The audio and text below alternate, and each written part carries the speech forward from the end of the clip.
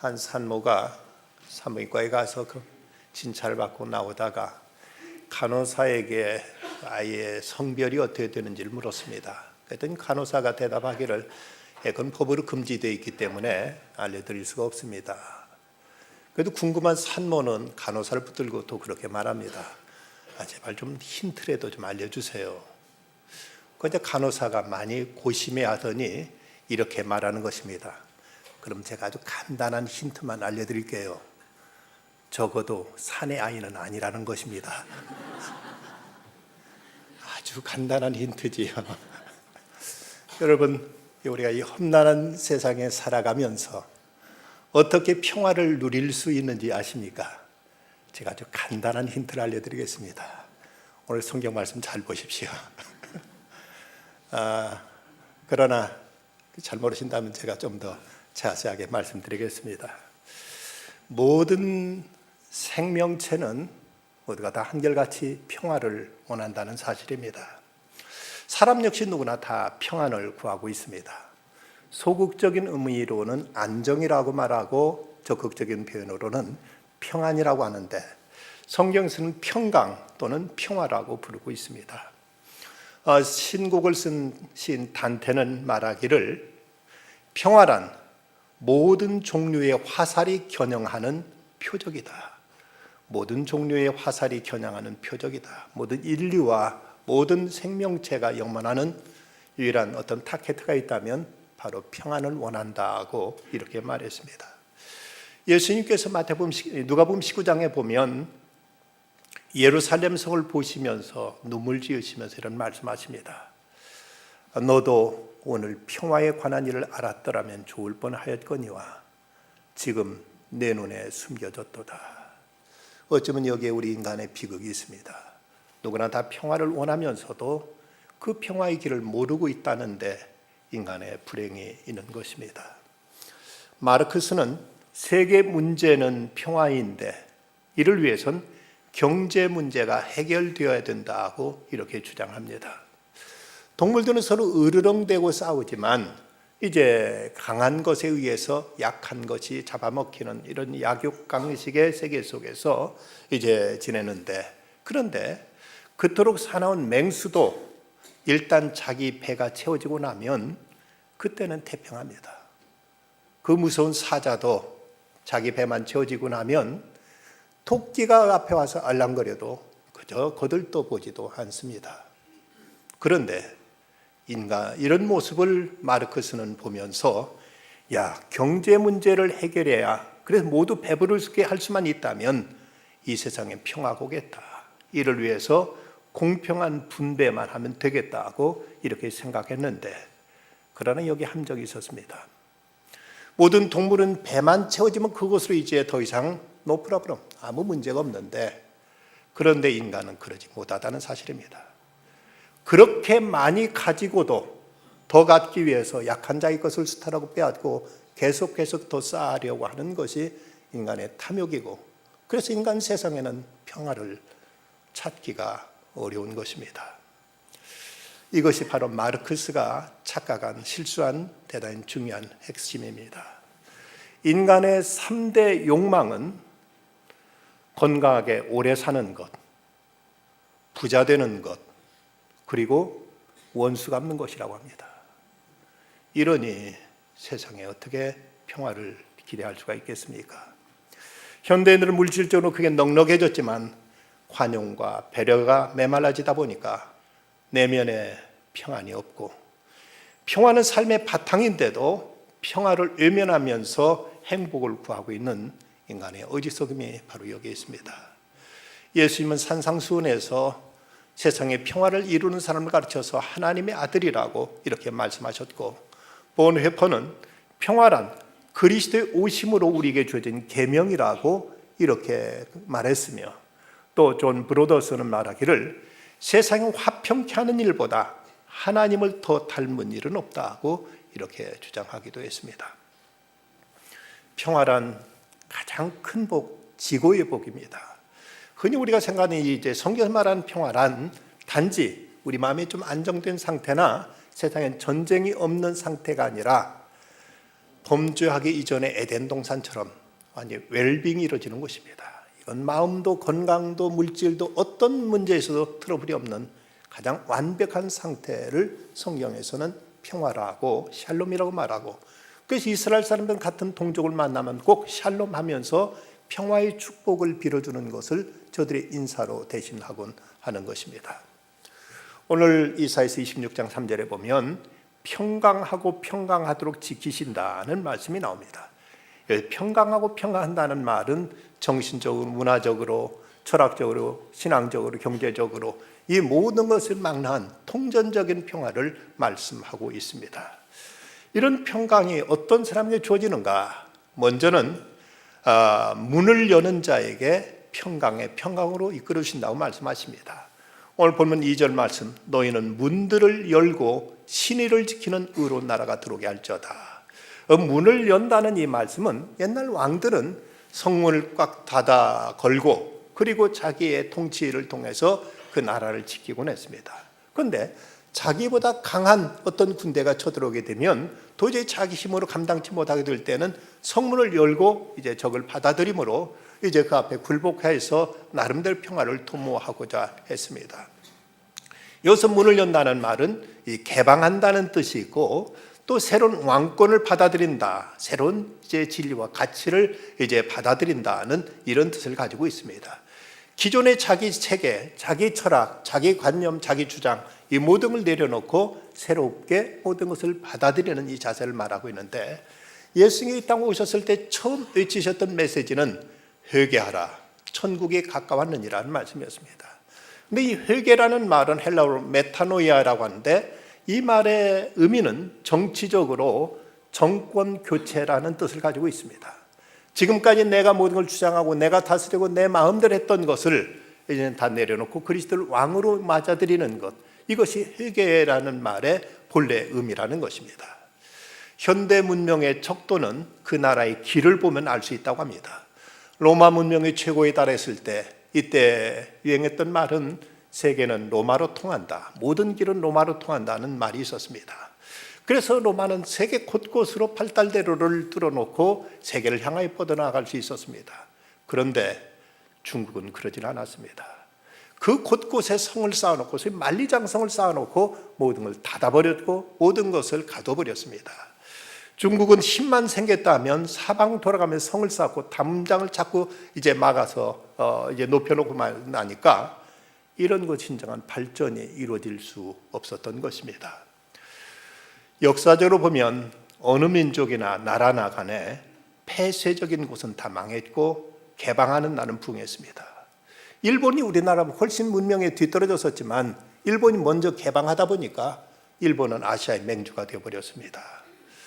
북한이 주민들 먹고 살 것조차도 없을 만큼 가난에 쩌든 것은 저들은 폐쇄해버렸기 때문에, 저들은 문을 닫아버렸기 때문에 북한은 그토록 굶주림에서 벗어나지 못하고 있는 것입니다. 오늘 성경 말씀에는 이제 문을 열라고 말씀하시고 또 로마서 15장 7절에 보면 그러므로 그리스도께 우리를 받아 하나님께 영광을 돌리심과 같이 너희도 서로 받으라고 말씀합니다. 이 문을 연다는 말은 하나님 앞에서는 내 자신의 기존적인 모든 것을 내려놓고 하나님을 모셔드리는 이런 이제 회개를 뜻하지만 또 사람들과의 관계 속에서는 자기 주장과 자기 그 이제 고집만 이제 주장하는 것이 아니라 내 생각을 내려놓고 상대방을 받아들이고 인정하고 수용하는 것을 의미하고 있습니다. 세상의 대립과 갈등이 끊이지 않는 것은 서로 각자가 자기 주장만 하고 있기 때문에, 자기 입장만 고수하고 있기 때문에 세상은 평화를 이루지 못합니다. 그러나 상대방을 있는 그대로 받아들이고 상대방을 수용하면 이러면서부터 이곳에 화해와 소통이 이루어지게 되고 이곳 진정한 평화가 이루어지게 됩니다. 유명한 허준 선생님이 그런 말을 했다고 하죠. 통하면 불통하고 불통하면 통한다.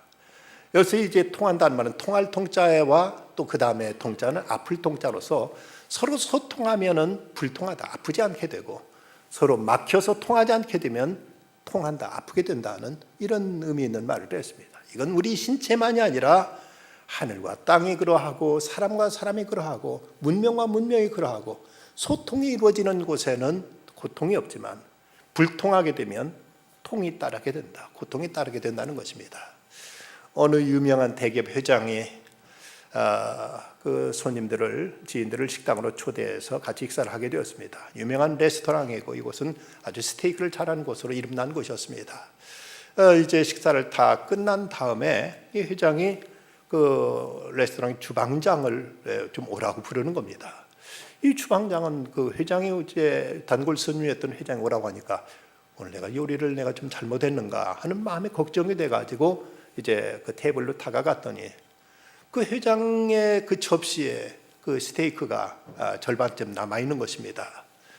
혹시 입맛이 안 맞으셨습니까? 하고 걱정스럽고 불안한 마음을 물었습니다. 했더니 회장이 하는 말이 아니요. 오늘 스테이크는 아주 맛이 좋았어. 다만 스테이크를 남긴 이유를 알려주고 싶었을 뿐이요. 내 나이가 벌써 80이라 입맛이 예전 같지 않소. 오늘 반이나 남게 됐는데 하지만 이렇게 훌륭한 스테이크를 남긴 것을 보면 당시 마음 편치 않을 것 같아서 불렀소. 음식 맛있고 참 좋은 요리였소 라고 말하더랍니다. 이분이 바로 일본의 마쓰시다 전기를 창업했던 마쓰시다 고노스케의 이야기입니다. 이제 식당 사람까지도 주방장까지도 배려하는 그 마음으로 인해서 그는 세계적인 기업가가 될 수 있었습니다. 근데 우리나라 얼마 전에 그토록 떠들었던 몽고식품의 CEO인지 회장인지 하는 사람은 자기 기사조차도 그렇게 함부로 대하면서 그러다 보니까 회사도 편안할 수 없고 사회도 편안할 수가 없게 되는 것입니다.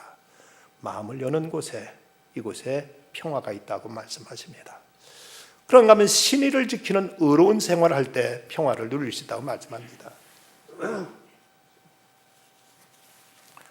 2절 말씀 하반절에 신의를 지키는 의로운 나라가 들어오게 할지어다. 여기 신의를 지킨다는 것은 하나님과의 언약관계를 확고하게 유지한다는 말이고, 의로운 나라란 하나님과 언약관계 속에서 모든 일을 바르고 정당하게 행하는 것을 의미하고 있습니다. 세상은 불의하고 부당한 일들이 많아서 세상이 늘 소란하고 세상의 참된 질서를 잃어버리고 있습니다. 사람은 쉽게 환경이 그러고 처지가 그러고 형편이 그러니까 어쩔 수 없다고 이렇게 변명하고 스스로를 합리화하려고 합니다만은, 예수님은 40일을 굶으시고 나서도 사람의 떡으로만 살 것 아니고 하나님 입으로 나오는 모든 말씀으로 살 것이라고 말씀하셨습니다. 그야말로 40일을 굶으셨으면 그저 사막에 널린 돌덩어리도 떡처럼 빵처럼 보일 법한데, 이때도 예수님은 무엇이 옳은 것이냐, 무엇이 바른 것이냐, 무엇이 하나님 뜻이냐 하는 이 원칙에서 예수님은 물러나지 않으셨던 것입니다. 저 진나라의 문공이 원성이라는 그 원성을 이제 공격하면서 그런 대신들에게 열흘간의 식량을 챙긴 다음에 그들에게 한 말이 열흘간 공격하고 돌아오겠다고 기한을 약속하고 떠났습니다. 그런데 원성을 공격한 열흘이 되도록 그 성을 함락시키지 못했습니다. 그러자 열흘째 되는 날 이 문공은 병사들을 거두 퇴각하려고 하니까 이때 그 밑에 있던 원성 출신의 한 그 신하가 막아서면서 말합니다. 앞으로 이 며칠이면 3일이면 능히 함락시킬 수 있는데 왜 이제 퇴각하신다는 말입니까? 그럼 다른 신하들도 모두 다 이구동성으로 여기서 이렇게 지금 적을 이만큼 약하게 만들어낸 수분이 며칠이면 충분히 함락시킬 수 있는 왜 퇴각하는 반대하는 겁니다. 이때 문공이 이렇게 대답했습니다. 내가 출정하기 전 대신들에게 열흘간만 공격하고 돌아오겠다고 약속했는데 내가 이를 지키지 않으면 나는 믿음을 잃게 된다. 차라리 성을 하나 포기할지언정 믿음을 잃을 수는 없다. 그리고 그대로 군대를 철수시켰습니다. 이 소식을 들은 이 원성 사람들은 저렇게 신의를 지키는 군주에게 어떻게 우리가 우리를 맡기지 않겠느냐 하면서 스스로 자진해서 문을 열고 이제 항복하고 투항했다고 합니다. 이 소식을 들은 위나라에서는 이제 그런 지도자 같으면 우리나라를 맡겨도 좋다면서 위도 그에게 투항을 했는데, 공자는 이 이야기를 듣고는 이런 말을 했습니다. 원성을 공격해서 위나라까지 얻을 수 있었던 것은 오직 신의 때문이었다. 신의는 그냥 생기는 것이 아닙니다. 문공은 신의를 지키기 위해서 성을 포기했고 성을 포기했더니 신을 얻게 됩니다. 원하는 것을 다 얻을지라도 신을 잃어버리게 되면 가장 소중한 것을 잃게 되는 것이고, 우리가 모든 걸 잃고서라도 믿음을 얻게 되면 그러면 가장 소중한 것을 얻을 뿐만 아니라 다른 것까지도 뒤따르게 된다는 이런 고사입니다. 이제 신의를 지키는 의로운 생활할 때 평강이 주어진다고 성경은 말씀합니다.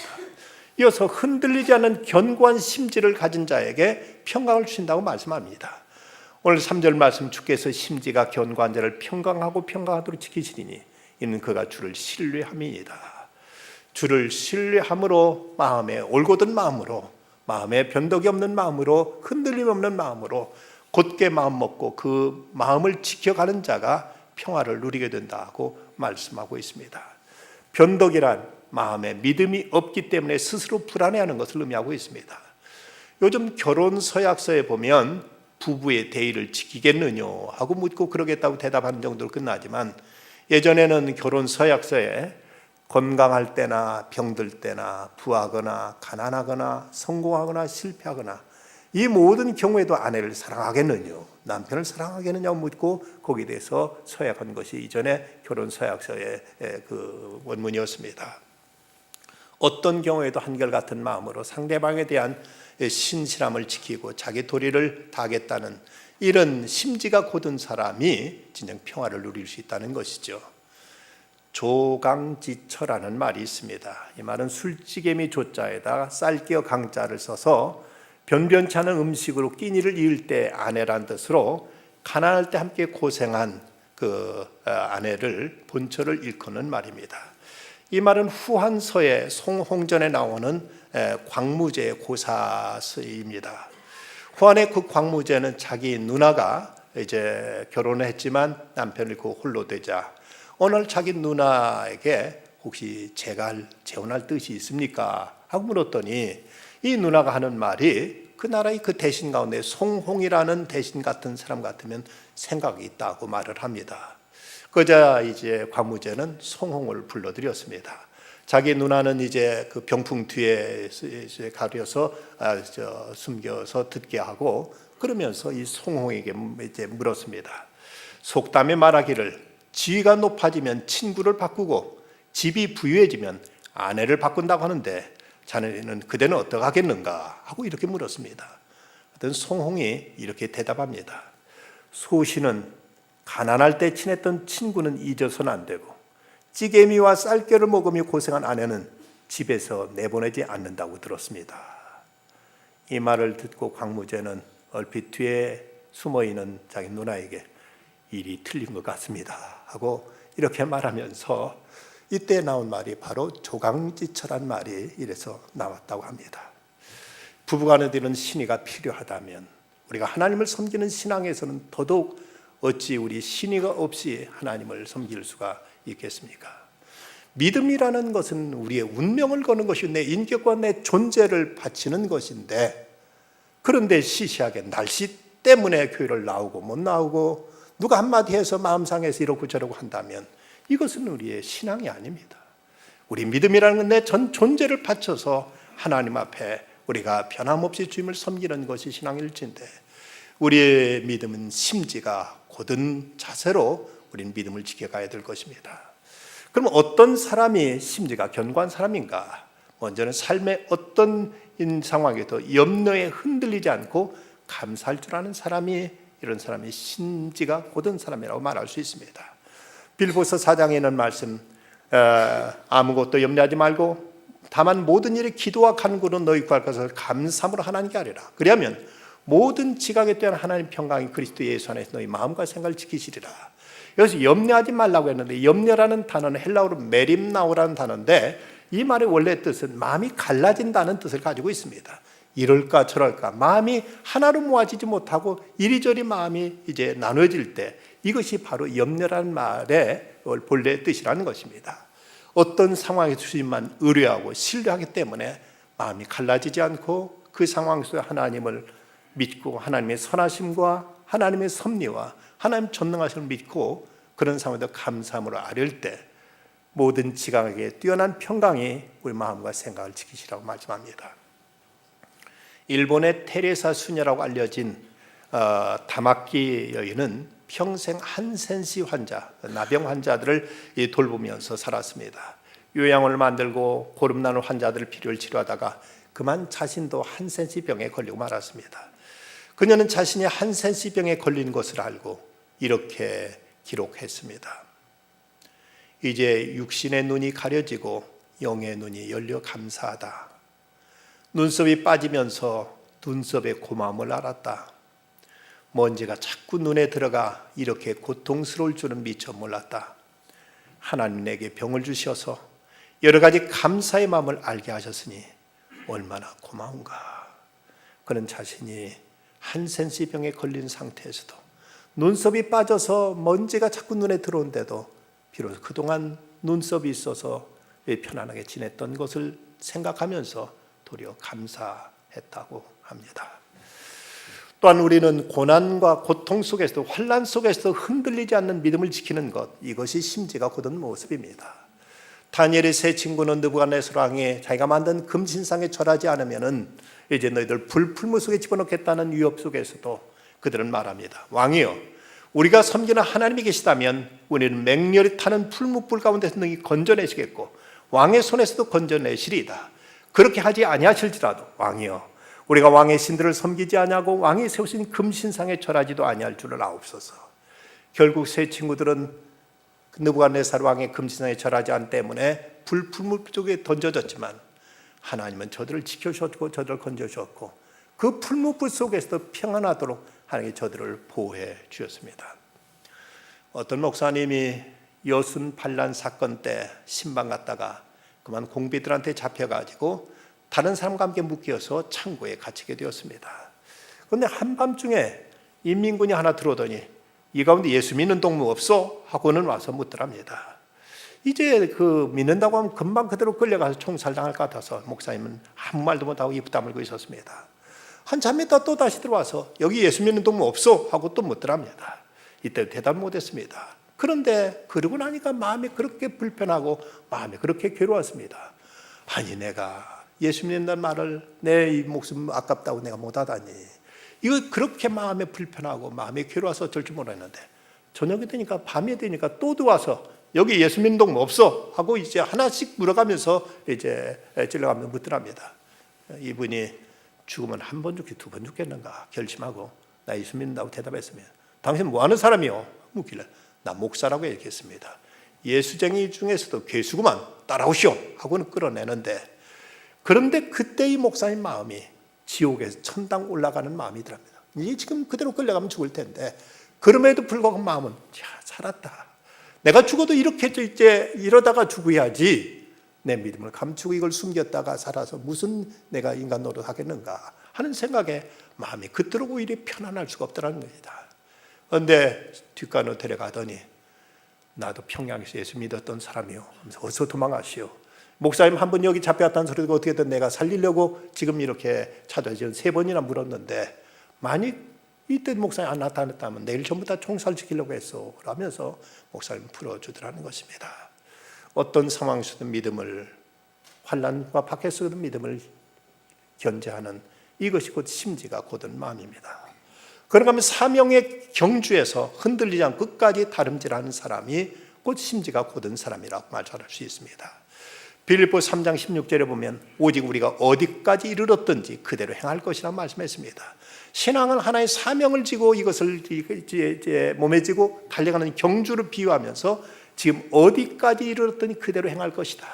때로 우리가 부족하기도 하고 하나님 앞에 이렇게 저렇게 죄송하기도 하고 부끄러운 것도 많지만 그럼에도 하나님의 나를 지금 이 자리에 부르셨다면 내게 맡겨주신 사명, 내게 맡겨주신 그 본분 끝까지 다 감당하면서 이제 변함없이 주님을 섬기는 자세가 곧 심지가 고든 것이라고 이제 성경은 가르쳐주고 있습니다. 어느 목사님이 교회가 너무 힘들어 다른 교회로 옮겼더니 그 옮겨간 교회는 더 어려운 사람들이 기다리고 있더랍니다. 교회 안에서 여우 무서워서 피하면 늑대 만나고 늑대 무서워서 피하면 호랑이 만난다고 하는 말이 있습니다. 피하는 것, 왔다 갔다 하는 것, 이제는 주님이 맡기시는 사명의 짐을 우리가 제대로 알고 끝까지 감당할 줄 알아야 됩니다. 고은 목사님이 쓴 목회 일기 가운데 이런 짤막한 시가 있습니다. 몹쓸 병든 여동생 위에 언니는 예수를 만나게 했습니다. 1년 동안의 신앙생활 눈물로 하더니만 한 길로 왔다 7길로 병만은 떠나고 보답하려 두 자매가 사부 성가대에 앉았습니다. 모두 다 젊은 사람들 속에서 나이도 많고 실력도 부족한 두 자매는 부끄럽기만 하여 눈 감고 주여 다음 주일부터는 성가대 못 하겠습니다. 우리는 나이도 많고 실력도 없어 오히려 방해만 됩니다. 주님 응답하시길. 노래도 잘못하면서 왜 왔다 갔다 하려느냐. 노래 잘하는 사람이야 왔다 갔다 하는 것이지만 못하는 사람이 왔다 갔다 하여 바람만 일으키지 말고 그냥 앉아 있어라 하시더랍니다. 주여 이 또한 죄송합니다. 평생 동안 이 자리에 앉아서 성가대원들 커피 끓여 섬기며 이 자리 택하신 은혜 보답하겠습니다. 주님은 내게 이들이야말로 이 성전의 기둥들이라고 쓰러지지 않도록 찬란히 버티고 서 있는 무명의 기둥들이라고 말씀하셨습니다. 우리 찬양대원들 노래 잘하시는 분 혹시 움직이시더라도 잘못하시는 분은 결코 그 자리 움직이지 마시길 바랍니다. 모든 성가대뿐만 아니라 모든 직분이 다 그러하지요. 하나님 앞에 이렇게 저렇게 부족하고 허물 만한 우리들인데 우리가 성실함만은 지켜야 되지 않겠습니까? 변함없는 충성만은 끝까지 우리는 지켜가야 되겠습니다. 믿는다는 건 주님을 의지하고 주님을 신뢰하고 주님께 내 모든 것을 맡긴다는 걸 의미하고 있습니다. 우리가 이 땅에 누릴 수 있는 하나님의 축복 가운데 누릴 수 있는 인간이 누릴 수 있는 그 혜택 가운데 무엇이 제일 귀할까? 바로 평안입니다. 아무리 주변에 아름다운 꽃이 만발하고 있어도 연못이 잔잔하지 않으면 그 꽃은 연못에 비춰지질 않습니다. 우리 주변 상황의 모든 것이 다 갖춰져 있어도 우리가 평화롭지 못하면 이건 나와 상관이 없고 그것은 결코 내게 복이 되질 못합니다. 인도에서 하여간 선교사님이 YM 국제 책임자였던 플로이드 맥클란과 함께 외국에 강의를 가기 위해서 비행기 티켓을 예매했는데 그만 항공사 실수로 그 티켓이 없어져 버렸습니다. 항공사 측은 그 티켓 비용을 반반씩 부담하자고 이렇게 말하자 이 플로이드는 그것을 그대로 받아들였습니다. 이때 그 선교사님이 도무지 이해할 수 없어서 아니 당신의 실수가 아닌데 왜 그 비용의 절반을 손해보십니까? 하고 물었습니다. 이때 플로이드는 이렇게 대답합니다. 내 자신이 손해를 봄으로써 화평을 사고 싶기 때문입니다. 그렇습니다. 내 자신의 손해를 감수하고서라도 어떻게든 우리는 세상에 살아가면서 화평을 깨트려서는 안 된다는 것입니다. 미타니 야스토라는 분은 일본의 그 유명한 가네보 회사의 회장입니다. 말단 사원으로 그 회사에 들어갔다가 그는 나중에 회장이 되었고 그가 회장이 되자 세계적인 기업으로 키워낸 신화적인 인물입니다. 그는 그가 처음 예수를 몰랐지만 아내가 그에게 전도해서 아내 덕에 예수를 믿게 되었고 예수님을 영접하게 되었습니다. 어느 날 아내가 그에게 이런 말을 합니다. 여보, 주님이 기뻐하시는 일을 하세요. 그리고 주님의 복음을 전하는 증인으로 한평생 사세요. 출세요? 안 해도 돼요. 하나님 기쁘시게 하는 삶을 살려다가 회사에서 목이 잘리면 과감하게 그만두세요. 그러면 나하고 둘이 전도하러 다니면 돼요. 남편은 그 말에 큰 충격을 받았습니다. 출세 안 해도 된다. 출세 안 해도 된다. 많은 남자들이 아내들이 출세해야 된다, 출세한다는 것 때문에 거기들 압박감 가지고 직장에 시달리다가 젊은 나이에 생명을 잃는 사람들이 얼마나 많습니까? 그런데 출세 안 해도 된다. 그것이 문제가 아니라 하나님을 기쁘시게 하고 살자는 그 말에 그는 인생 마음에 그토록 편안해졌고 이때 야스토는 예수 믿고 나서 세상을 보는 안목이 달라집니다. 그의 마음속에 남아있는 가장 그에게 와닿았던 성경 말씀은 갈라디아서 1장 10절 말씀. 이제 내가 사람들에게 좋게 하랴 하나님을 좋게 하랴 사람들에게 기쁨을 구하랴 내가 지금까지 사람들의 기쁨을 구하였다면 그리스도의 종이 아니니라. 이 말씀이 그에게 크게 와닿았습니다. 그러면서 그는 내가 하나님을 기쁘시게 하는 사람 될 것인가 사람들을 기쁘게 하는 사람 될 것인가? 아니다. 나는 하나님을 기쁘게 하시면서 그러면 살리라고 결단했습니다. 그 때문에 그는 불이익도 많이 받고 좌천도 당했고 왕따도 당했고 어떤 때는 회사를 그만둬야 될 그런 상황에 몰리기도 했습니다. 그러나 하나님을 기쁘시게 하기로 결심하고 나갔을 때 하나님은 그를 그 회사의 최고 자리에 옮겨주셨고 하나님 그를 통해서 영광 받으셨습니다. 오늘 신약의 말씀, 아버지 하나님과 주 예수 그리스도로부터 평안과 믿음을 겸한 사랑이 형제들에게 있을지어다. 우리 주 예수 그리스도를 변함없이 사랑하는 모든 자에게 은혜가 있을지어다. 변함없는 믿음으로 주님을 섬겨나가고 이웃을 향해서 마음을 열고 우리가 신의를 지켜나갈 때 하나님은 이런 자에게 평강의 평강으로 지키실 것이라고 하늘의 평안과 이 땅의 은총으로 하나님은 우리를 지키시라고 말씀하십니다. 이 은혜가 함께 하시기를 주의 이름으로 축원합니다. 기도하십시다. 걸어가신 아버지 하나님, 흔들리는 세상 속에서 늘 마음을 잡지 못하고 요동하며 살아가는 저희들에게 주님은 평강의 평강으로 지켜주시라고 약속하십니다. 주님, 저희로 하여금 고든 심지로 하나님을 섬기고 맡은 바 직분을 감당하며 이웃을 받아들이고 정의를 실행하며 살아가게 하여 주시사 주께 주시는 그 평강의 평강이 저희들 삶에 늘 넘쳐나는 복된 삶을 살아가도록 인도하여 주시옵소서. 예수님의 이름으로 기도드리옵나이다.